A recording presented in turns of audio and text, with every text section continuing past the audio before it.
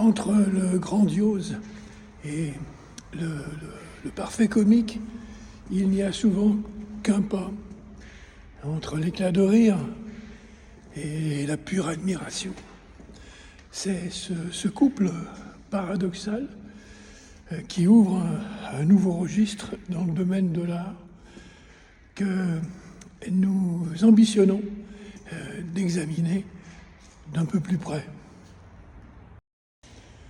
Et d'abord cette remarque, de nombreux chefs-d'œuvre dans la peinture, le cinéma, le théâtre, le roman, méritent cette appellation du fait de cette proximité entre le sublime et le rigolo, risquant à tout moment de verser dans le grand guignolesque. Ces œuvres se récupèrent au dernier moment et parviennent à se hisser hors de la vase clownesque pour atteindre au magnifique. Mais voyons quelques exemples. Le colonel Kurtz, interprété par Marlon Brando dans Apocalypse Now de Francis Ford Coppola, a priori n'est pas un personnage désopilant. Pourtant, à considérer le grand Marlon se lissant le front dans la pénombre parce qu'il fallait cacher qu'il était trop gros, on se prend à penser qu'il en fait des tonnes, sans jeu de mots. Et on hésite un moment à sourire.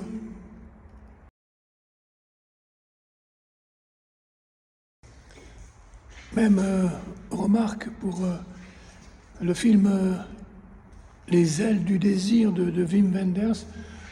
Bruno Ganz est parfait dans le rôle de l'ange, mais du fait de son air tendre, un peu mou, et de ses ailes dans le dos, il risque de sombrer dans le burlesque quand il s'entiche d'une acrobate de cirque.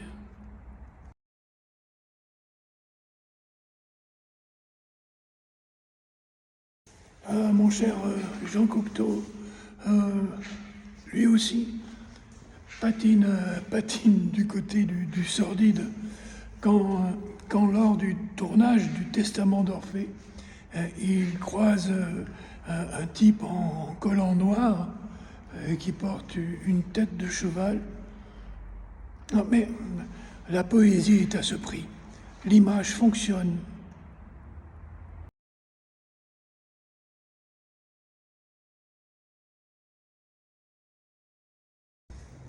Justement, on va laisser le cinéma et passer directement à la poésie et au théâtre, où là aussi, il y a de savoureuses ambiguïtés.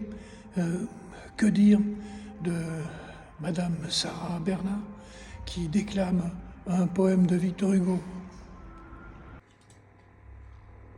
Si tu veux, faisant un rêve, m'entends sur deux femmes froides, tu m'emmènes, je t'enlève, l'oiseau chante dans les bois, je suis ton maître et ta proie, partons, c'est la fin du jour. C'est ridicule? Non, c'est beau, voilà tout.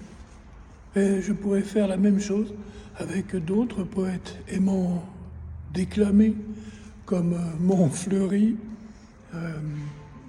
Ezra Pound, qui est connu pour cela, parfois René Char. Mais c'est si bon, comment dire, si tendu, si sensuel. Les mots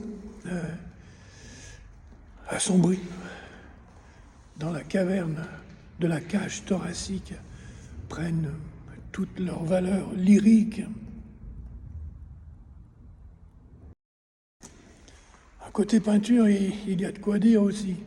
En 1908, Pablo Picasso et ses copains organisent une fête en l'honneur du douanier Rousseau, une sorte de dîner de cons. Et le douanier, il faut le dire, cherche un peu avec ses thèmes tarabiscotés. Mais il y a tellement de magie dans le bizarre.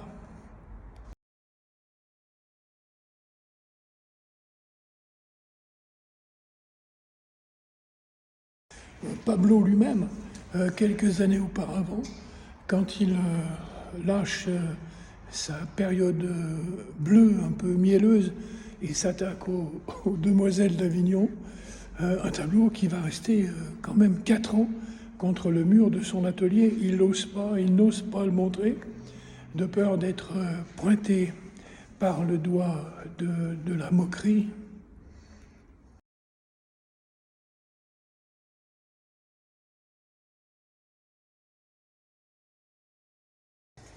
Entre la farce d'un jeune rapin et un chef-d'œuvre, l'histoire a tranché.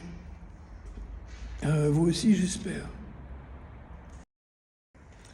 Caravage ne fait pas dans le détail, quand il peint sa Judith, il passe tout près de l'éclat de rire. Son Holoferne a une sacrée trombine. Remarquez, il y a de quoi.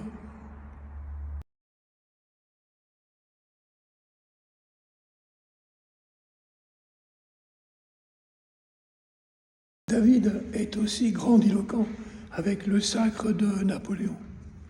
Mais de même que l'empereur nous emporte notre adhésion du fait de sa démesure, son peintre suit le mouvement et concocte une œuvre sublime à force d'impériale vulgarité.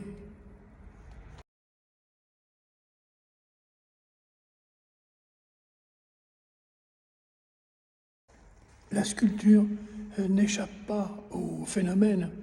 Et quid du Bernin et de sa Ludovica Albertini emportée par les affres de la grâce. Un pas de plus et on verse dans la gaudriole.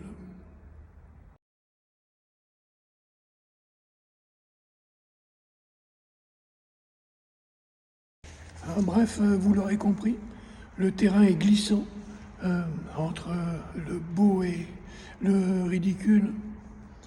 Bien entendu, nous ne parlerons pas ici de tous ceux qui n'ont pas réussi à échapper à nos redoutables zygomatiques. Une vidéothèque n'y suffirait pas.